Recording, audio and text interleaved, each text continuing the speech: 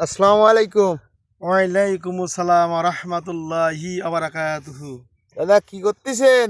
ভাই ভাতি বেজ লাগাচ্ছি ভাই ভুইতে ভাই। ও তাই কিসের ভুঁই এটা?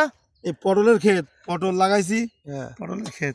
ও আচ্ছা, তাই পটল ভুঁইতে ভাতি লাগাচ্ছেন, তা পটলের অসুবিধা হবে না? না না, কোনো ক্ষতি হবে না এই ইনশাআল্লাহ। দেখছি আপনি আবার রসুন লাগাইছেন, আবার উপরে পেঁয়াজ, এই পাই দিয়ে ভাতি দিচ্ছেন, তা পটলে কোনো অসুবিধা কোনো হবে না? ক্ষতি হবে না, ক্ষতি হবে না ইনশাআল্লাহ।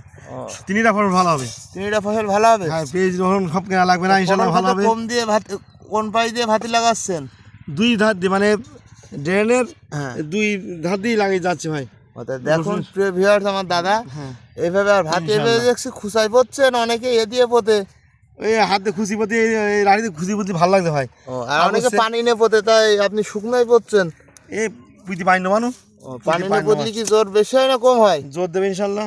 যাক, তা প্রিয় ভিউয়ার্স দেখেন আমার দাদা কিভাবে পটল ক্ষেত কত সুন্দর করে যত্ন নিয়ে রেখে দিয়েছে, এবং প্লাস এপাশে কপি আছে, এই যে আপনাদের পাশে রসুন, ওপরে পেঁয়াজ, আর এই পাশে পটল।